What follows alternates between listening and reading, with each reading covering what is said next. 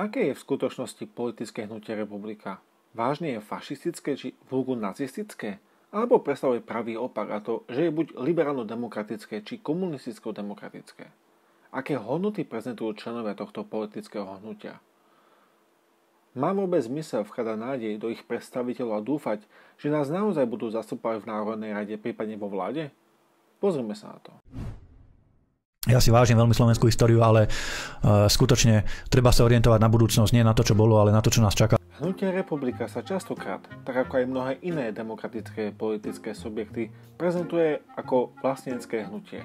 Možno by sme našli medzi radovými členmi aj naozaj skutočných zo pár vlastnencov, no tí najdôležitejší sú predsa predseda a podpredsedovia tohto hnutia. Už krátko po vzniknutí hnutia Republika sa jej predseda Milan Uhrík nechal počuť, že oni minulosť neriešia a časom toto vyjadrenie aj párkrát zopakoval. Nechcem sa pozerať do minulosti, lebo tam nemierime. Mierime do budúcnosti a musíme sa sústrediť na budúcnosť. Povedzme, že by na tomto vyjadrení nebolo nič zlé, kebyže hnutie Republika nerobí presný opak.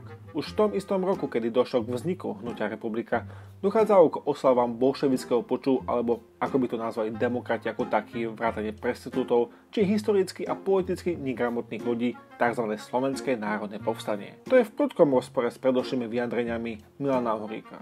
Prečo oslavujú bolševický puč, keď zároveň odmietajú riešiť minulosť? Pre hlupáka to zostane záhadou, no my s ľahkosťou môžeme toto označiť ako znak pokrytectva. Keďže sa už niekoľkokrát opakovala táto situácia, a dokonca aj niektoré známe tváre hnutia Republika verne hlásajú, že sú členmi Slovenského zväzu protifašistických bojovníkov, sa tento zväz tzv. Otrasol v základoch.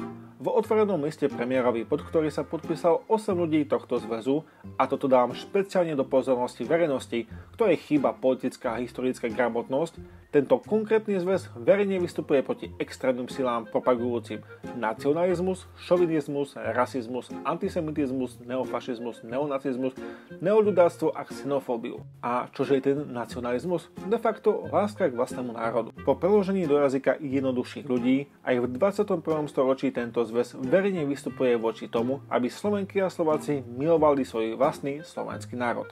Tak čo, ešte stále sám chce chodiť klásť vence obeťam tzv. Slovenského národného povstania? Pozrite sa na každú jednu politickú stranu v minulosti, ktorá so Smerom spolupracovala. Pozrite sa, všetky išli mimo parlament, pretože Smer to je taká studnica nekonečných rozkradačiek, zlodejín a chaos, že ona tú svoju obrovské množstvo toho hnoja jednoducho rozleje na všetkých svojich ostatných kolegov. Presne tak zneli slova Milana Mazureka a mimochodom naozaj mal pravdu. Všetky politické subjekty vrátane Slovenskej národnej strany, ktorá po vymenovaní Andreja Danka za predsedu sa s ľahkosťou môže nazývať antislovenská sionistická strana, sa dostali nielen mimo vlády, ale aj mimo parlamentu. Keď sa pozrieme do minulosti, aj samotný Milan Uhrík mal kedysi veľmi kritický názor na Smer, sociálnu demokraciu. Myslím si, že nikoho nemusíme my ako poslanci z ľudovej strany Naše Slovensko presviečať, že Smer je jeden z našich úhlavných politických nepriateľov. Podľa mňa osobne je to polomafiánska strana, ktorá zložila Slovensko na kolená a myslím si, že nenájdem asi inú stranu, voči ktorej cítim väčší odpor. Tak prečo zrazu obrat o 180 stupňov? Prečo zrazu máme tu možnosť vidieť, ako dochádza k úzkej spolupráci medzi Republikou a Smerom? No, povedzme si pravdu, predsedníctvo hnutia Republika urobí vážne už čokoľvek, len aby sa konečne stali súčasťou vlády. A čože je ten Smer, sociálna demokracia na čele s Robertom Ficom? Za prvé smerácké vlády došlo v spolupráci so Štefanom Harabinom k vzniku tzv. Protiextremistického zákona zavedením paragrafu 422a, 422b, 422c a 424a. Vtedajší prezident, uradujúci na Slovensku Ivan Gašparovič, tento Harabinov zákon vetoval so slovami: schválený zákon upravuje problematiku trestnoprávneho vnímania extrémizmu bez toho, aby pojem extrémizmus priamo definoval. Ďalej definícia pojmu extrémistická skupina v článku 1 v druhom bode paragrafu 129 odsek 3 schváleného zákona tiež nie je úplne jednoznačná. Aj napriek vetovaniu tohto zákona sa parlamentu podarilo tento zákon schváliť a o krátky čas neskôr Štefan Harabin zasadol na kreslo predsedu Najvyššieho súdu Slovenskej republiky. Toľko to k Štefanovi Harabinovi a prvému úspechu strany Smer, sociálna demokracia demokracia k postupnej eliminácii slobody slova a prejavu. Ani zatiaľ posledná smerácka vláda sa nevyhla opätovnému úspechu, pokiaľ sa jedná o likvidáciu slobody slova a prejavu.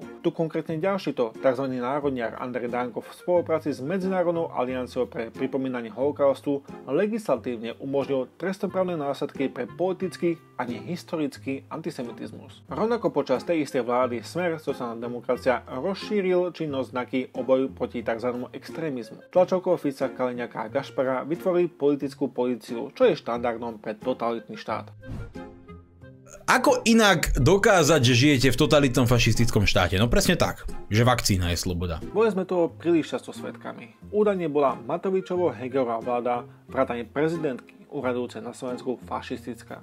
Prečo? Pretože sme tu mali opatrenia kvôli neexistujúcej pandémii. Nemožnosť cestovať z okresu do okresu, tzv. Nútené testovanie, či nebodaj očkovanie proti covidu. V prvom rade smutný príbeh celého Slovenska je celé obdobie dvojročné tejto Matovičovsko-Hegerovskej vlády, tejto fašisticko-nacistickej obludnej verchušky, ktorá tu vládne. Jeden z najdokonalejších dôkazov toho, že sa nejednalo o žiadnu fašistickú vládu, je medializovaný prípad Mariana Magáta, ktorý revizionistickým spôsobom, rozumej faktograficky, opísal dejstvo druhej svetovej vojny a modul demokracie s názvom Holokaust.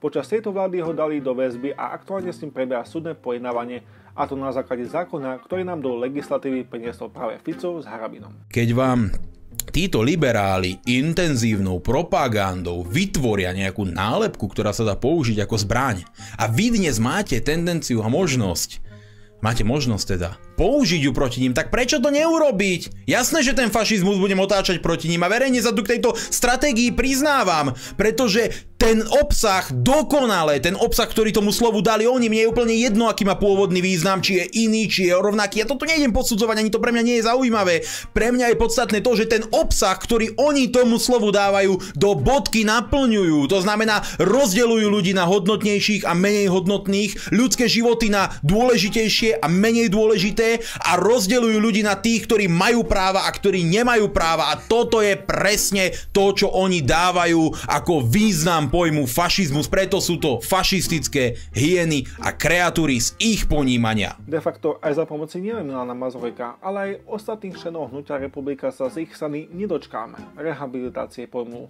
fašizmus a nacizmus. Práve naopak, ťažia svoj politický kapitál na základe nevedomosti svojich vlastných voličov.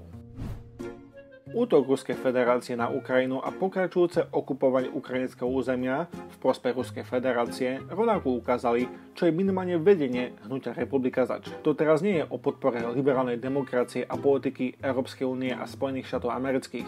Je to o podpore Ukrajiny pred agresorom, Ruskou federáciou. Samotné Hnutie Republika nielenže stojí na strane Ruskej federácie, dokonca odmieta kritizovať činy predchodcu Ruskej federácie. Hovorím o holodomore, ktoré spôsobil Sovietsky zväz, a o 4 až 7 miliónov Ukrajincov, ktoré len za jeden jediný rok zabili ideologickí a rasoví predchodcovia Vladimíra Putina. Poslanci za Hnutia Republika odmietli hlasovať za uznanie tohto zločinu Sovietskeho zväzu voči Ukrajincom a rovnako o nejaký čas predtým o tom odmietol hlasovať aj samotný Uhrík v Európarlamente. Mimochodom, voči takej komunistickej Číne nemá výhrady a nepovažuje ju za hrozbu pre Európu.